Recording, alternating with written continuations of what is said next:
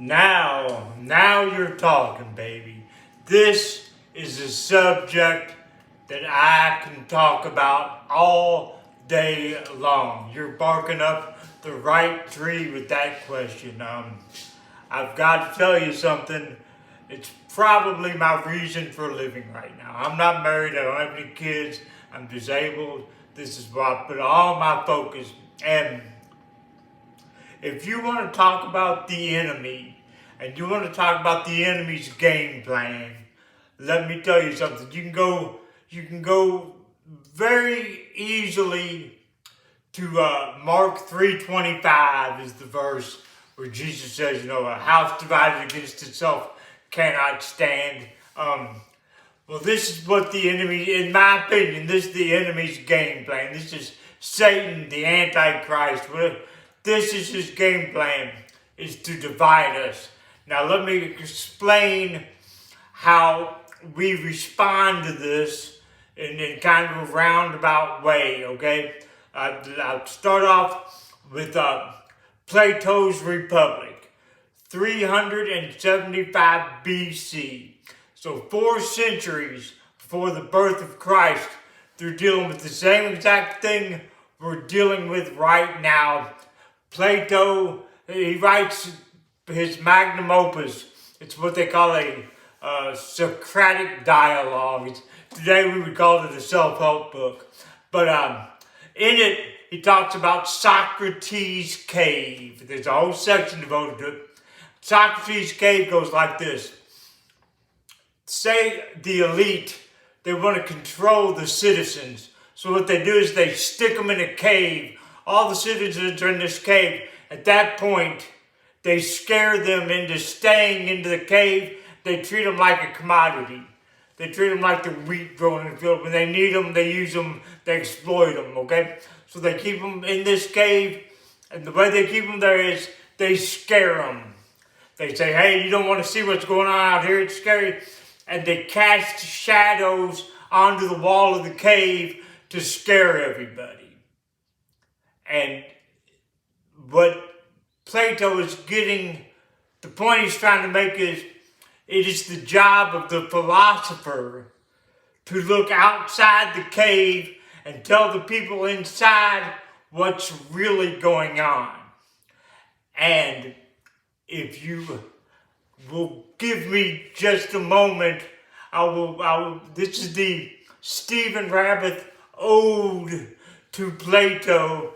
This is my theory to explain what's going on today.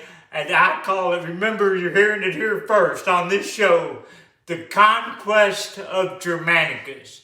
Now don't worry, this is not all exactly, you can't check it out every box and say, oh, well, there was a real guy named Germanicus. Okay, there was a Roman army. They did get their ass kicked by what we call today Germany. That's all you need to know. Now let me tell you my story. Conquest of Germanicus. The Roman army marches over the Rhine River into this land that doesn't have a name. They're not kingdoms. They're not tribes. They're clans. There's a bunch of them.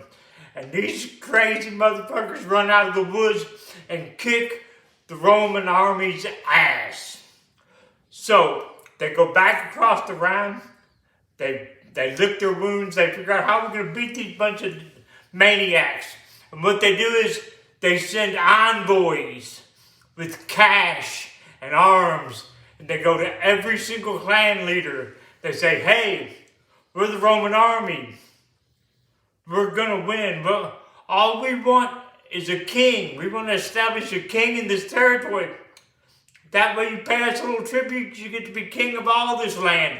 But they do it to every single clan leader. So they get everybody fighting against each other. They leave them alone for about 5 years. And when they're exhausted, worn out, General Germanicus comes back with the Roman army and says, I believe I'll call this land Germany. And that's how they defeat them. That's how we are being defeated today. They're dividing us. They're keeping us in our houses, glued to our tablets, glued to our television sets. They're convincing us to order online. You don't have to go to the mall. You don't even have to go pick up your pizza. Order it on through your computer. They want you in your house so they can project the scary images onto your cave wall, i.e. your TV. Now, here's the thing. I'm not here to preach doom and gloom. I've got a happy message.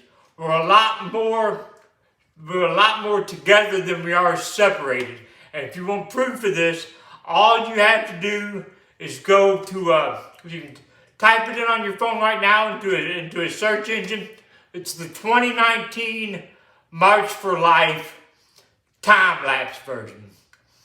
And you will see the most amazing thing. You will see all of the anti-abortion, pro-life people marching through Washington, and it is amazing. You will not believe how many people. You will not believe the show of force. You're never going to see it on television, okay? They're not going to show this on the networks, but it's in your phone. You can access it. That will give you hope, and that will give you faith in the fact that we're not as divided as everybody thinks we are. The satanic panic that happened back in the 80s, it got put down as a joke. I'm bringing it back. I'm going to call it the Satanic Panic Redux. And let me give you a Bible verse. There's Proverbs 15:1.